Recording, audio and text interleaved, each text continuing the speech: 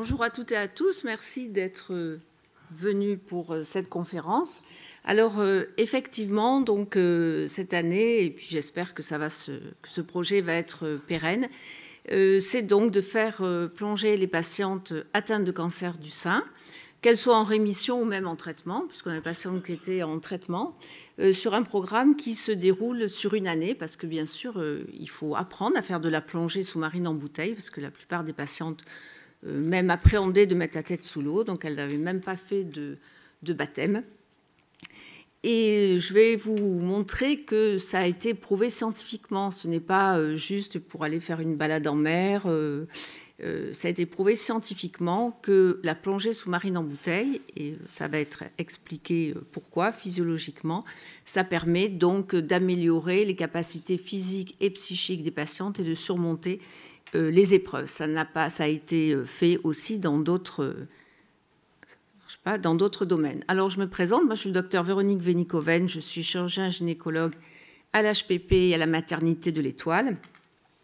Donc, la chirurgie, bien sûr, est très intéressante. Je suis la présidente de la Fédération de cancérologie.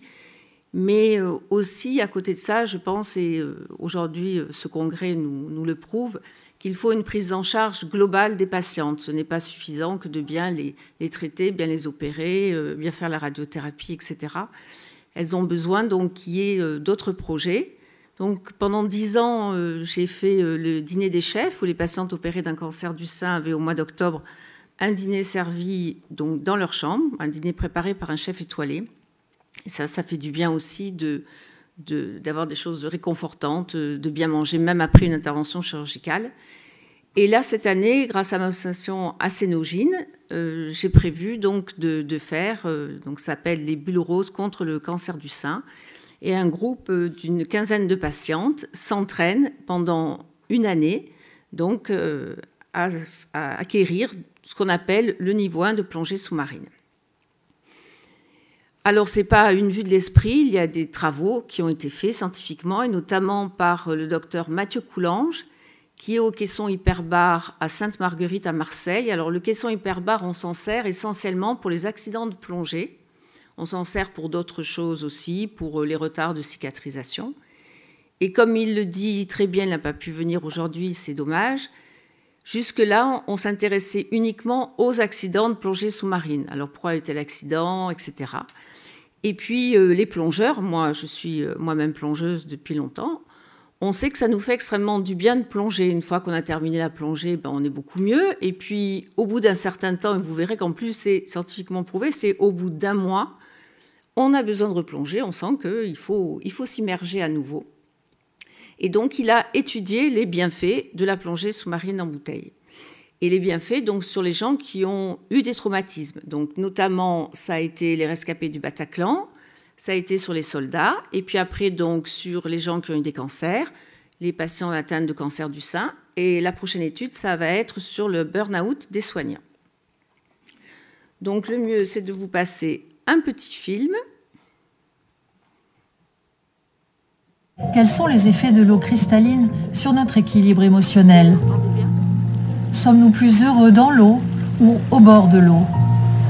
Les activités aquatiques peuvent-elles nous aider à améliorer notre santé mentale ou à renforcer notre immunité naturelle?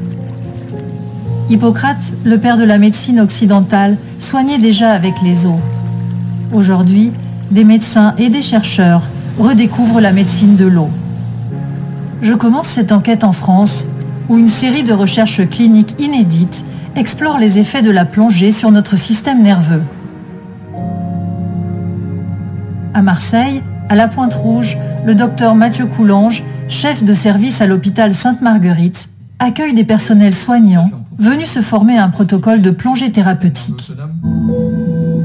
Lorsque les plongeurs se calent sur les fonds, pour leur exercice de méditation sous-marine, leur fréquence cardiaque a perdu 30 points.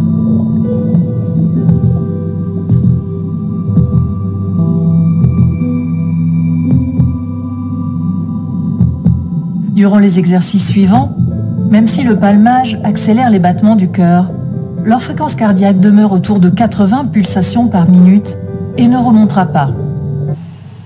J'ai fait quelques années au SAMU et puis après j'ai basculé en médecine hyperbare.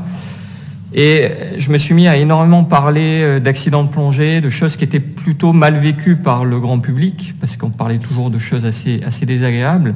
Et en fait, on se rendait compte que cette discipline apportait énormément de bien-être également. Il n'y avait pas que de l'accidentologie qui était surmédiatisée, il y avait aussi énormément de plongeurs qui venaient nous dire « mais arrêtez de dire que c'est dangereux, ça nous fait un bien fou ». Très rapidement, on a essayé d'illustrer ces sensations avec des études, avec un niveau de preuve très proche de ce qu'on fait pour tester un médicament, mais là on testait des techniques et du naturel, et on démontrait comme un médicament que ça fonctionnait correctement. La première étude, appelée Dive Stress, a impliqué un panel de 140 personnes et plus de 3000 tests. Les conclusions, publiées en 2017 dans la revue Frontiers in Psychology, montrent que la plongée diminue le stress perçu et améliore le bien-être, avec un effet rémanent d'1 mois. Au fil des années, Mathieu Coulange et son équipe acquièrent une bonne compréhension des raisons pour lesquelles la plongée a un tel impact sur les effets du stress chronique. En fait, ce qu'on sait, c'est que quand on contrôle la ventilation, c'est-à-dire lorsqu'on fait une ventilation lente et ample, à peu près 6 cycles par minute, on va en fait comprimer et décomprimer le thorax, et notamment comprimer et décomprimer le cœur. Et lorsqu'on fait ça, en fait, on va stimuler ce qu'on appelle le système parasympathique. Quand on va bien, ces deux systèmes se régulent en permanence, en fonction de l'environnement. Quand on va pas bien sur le plan psychique, le système parasympathique, en fait, se met à l'arrêt. Et le problème, c'est que ce système parasympathique, s'il fonctionne pas, eh ben, on peut pas être bien dans sa tête, on peut plus être bien au niveau de son corps. Alors on peut donner des médicaments et puis on peut utiliser cette technique de rééducation du système parasympathique. Et en fait, quand on va les mettre sous l'eau, on n'a même pas besoin de leur expliquer. Automatiquement, on va se mettre à ventiler de façon lente et ample. L'océan, en fait, est fantastique pour le plongeur parce que lorsqu'on est sous l'eau, on ne peut pas respirer. Donc on est obligé d'avoir un scaphandre autonome et de positionner un détendeur pour pouvoir inhaler de l'air. Et ce détendeur, il va faire du bruit et des bulles. Donc ça permet déjà d'entendre sa respiration. Ce détendeur, il entraîne des petites résistances ventilatoires qui nous obligent à ralentir la ventilation. J'entends et instinctivement, je me mets au calme et je ventile tranquillement. La deuxième chose, c'est que l'eau comprime donc les membres inférieurs de l'abdomen et redistribue les flux sanguins dans le thorax et dans la carotide. Et cet effet-là, on ne l'aura que dans l'eau.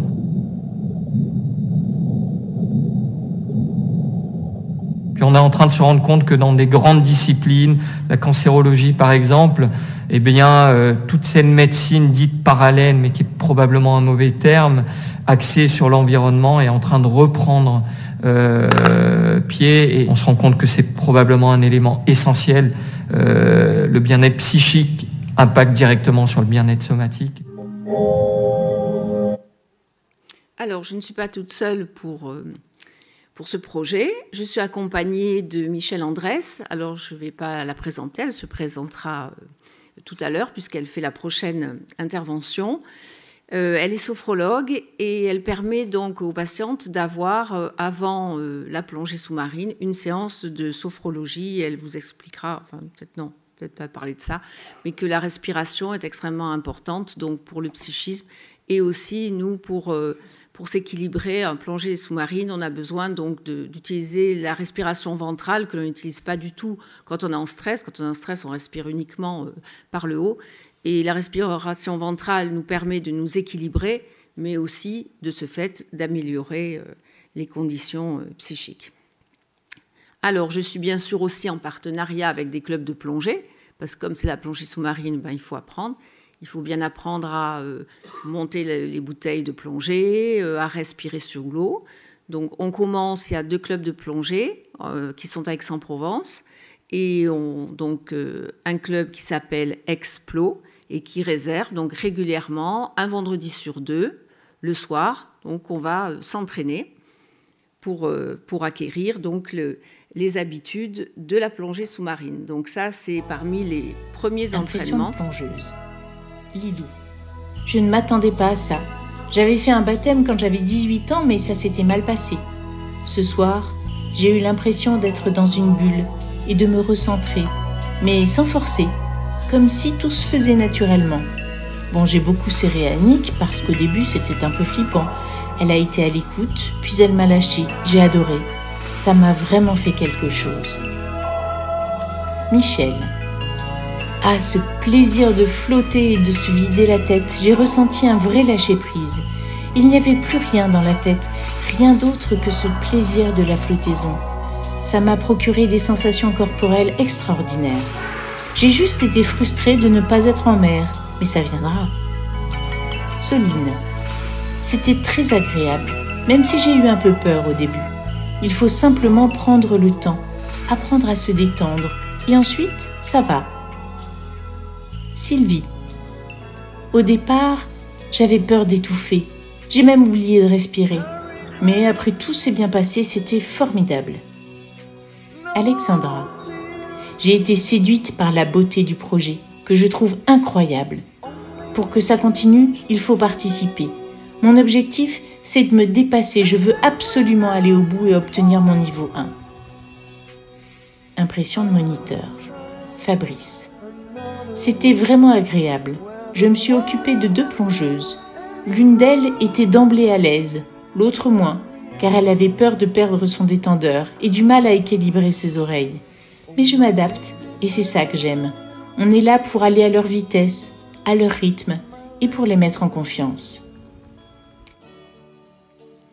Donc ça, c'était le baptême, le premier baptême en piscine. Donc vous voyez, c'est vraiment... Donc moi, j'essaie d'aller à tous les entraînements en piscine et en mer, d'abord parce que j'adore plonger, et que c'est très agréable d'avoir les patientes dans un univers simple comme ça.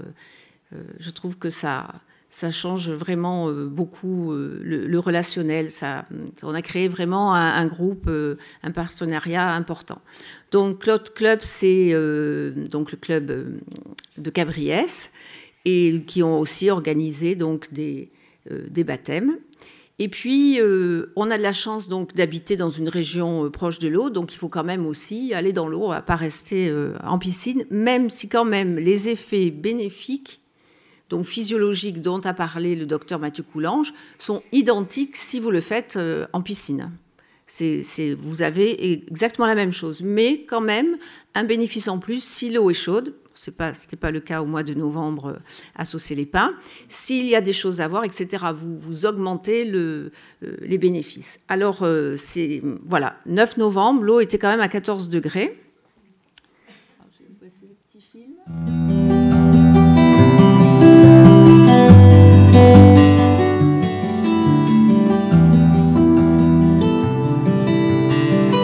Quand même tout un équipement, il y a pas mal de choses à préparer quand on va sous l'eau.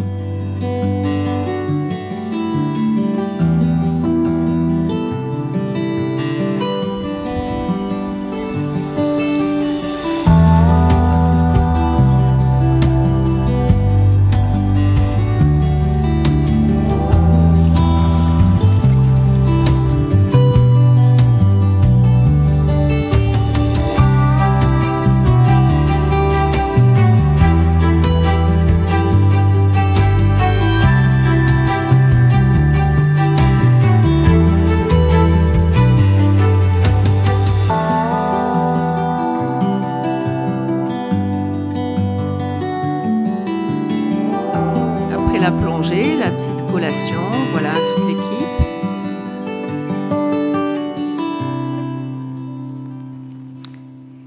Un grand merci aussi aux moniteurs, parce que les moniteurs de plongée sous-marine sont bénévoles, et vous avez vu, ils essaient d'avoir un encadrement, de n'avoir qu'une bénéficiaire, qu'une plongeuse, à la fois une ou deux, de façon à ça crée de la confiance.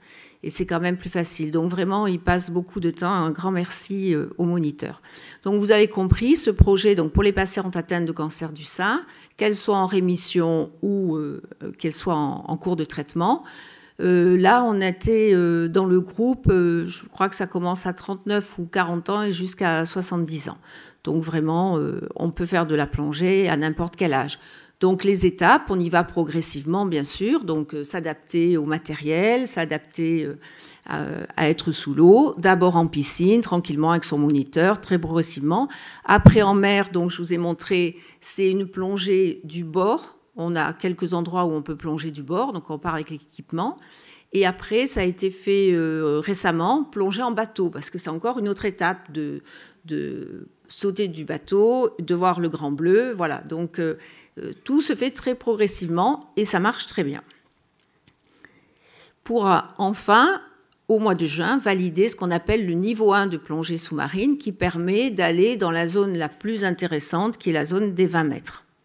Voilà, donc comme je vous ai dit, ça repose sur une étude scientifique.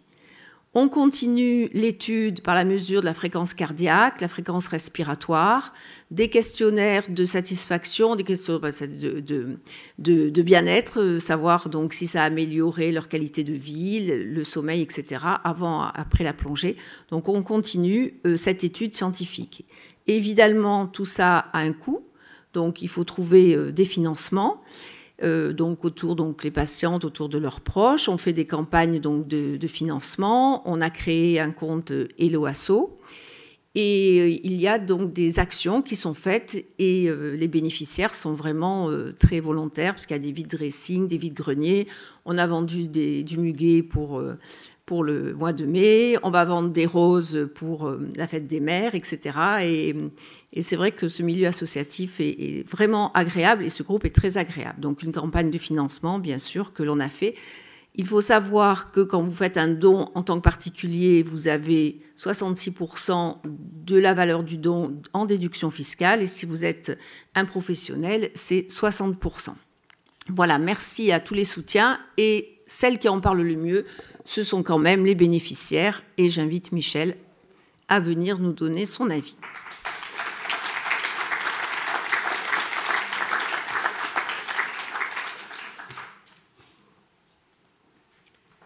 Alors moi j'ai découvert ce week-end un artiste qui sculpte des sculptures de plongeurs. Et ce qui était surtout important, c'était la phrase qu'il avait mise à côté de sa sculpture. Et je pense que ça pourrait devenir notre devise. Donc c'est Thierry Trivès qui a écrit « Un jour ou l'autre, chacun de nous plonge dans les abîmes du désespoir. C'est un véritable exploit que de trouver la clé pour remonter à la surface. » Eh bien, nous, on l'a trouvé, grâce à Véronique. C'est la plongée. Et en fait, je fais partie de ce groupe de femmes. J'ai été diagnostiquée avec un cancer en juin. J'ai suivi chimiothérapie, radiothérapie, des interventions multiples. Et en fait, je voudrais vraiment témoigner de ce que ça m'a apporté, si je suis là, c'est aussi parce qu'on a un groupe et on a ressenti à peu près les mêmes choses toutes. C'est-à-dire que dans un premier temps, il y a vraiment un apport psychologique. C'est-à-dire que la plongée nous demande quand même un certain dépassement de soi. Pour certaines, mettre la tête dans l'eau, c'était quand même très très difficile. Donc déjà, ce dépassement de soi, c'est choisir, au lieu de subir les traitements, c'est choisir peut-être une contrainte supplémentaire, mais choisir un dépassement. Et ça donne effectivement, au niveau psychologique, confiance en soi. C'est aussi, quelque part, reprendre le contrôle de ce que l'on vit, parce que quand on a cette maladie, on a tendance à être pris en charge par le côté technique des médecins et on perd un peu peut-être son identité, sa personnalité. Puis on traite, en ce qui nous concerne, un sein, on ne voit pas qu'il y a forcément la personne autour. Donc ce défi, c'est aussi nous permettre d'exister en tant que personne humaine entière. Et en même temps, mais là je parlerai vraiment du bienfait immédiat de la plongée. C'est-à-dire que quand on plonge, dans l'eau, il y a le silence, il y a notre respiration, et au niveau de notre mental, parce que pour ceux ou celles qui ont vécu ce genre de diagnostic, c'est sûr que l'épée de Damoclès de la mort se rapproche et on peut avoir un mental qui part dans des pensées qui ne sont pas forcément très positives. Pendant qu'on est dans la plongée, on ne peut pas penser. Enfin, je veux dire, c'est pas possible. On est accaparé par un milieu quand même un peu hostile au départ, parce qu'on n'a pas l'habitude de respirer, d'aller déjà. On n'est pas trop poisson, donc on n'a pas trop l'habitude de respirer à travers un truc là qui fait du bruit.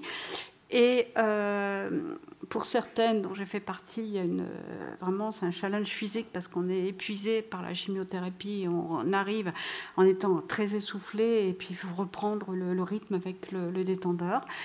Et puis, juste après, on est tellement crevé que souvent, on dort l'après-midi. Donc déjà, au niveau du mental, on a gagné pas mal de temps. Mais il se trouve, et on l'a toutes vécu, c'est que par la suite, on se rend compte que, tiens, il y a comme l'effet de la méditation, c'est-à-dire qu'il y a un apaisement mental. On se rend compte qu'on a beaucoup moins de pensées, et bien sûr, moins de pensées toxiques.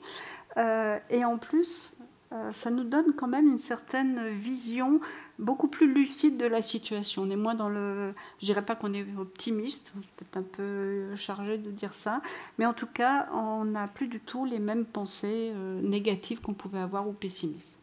Et cette vision, elle dure et j'ai envie de dire que les effets sont addictifs.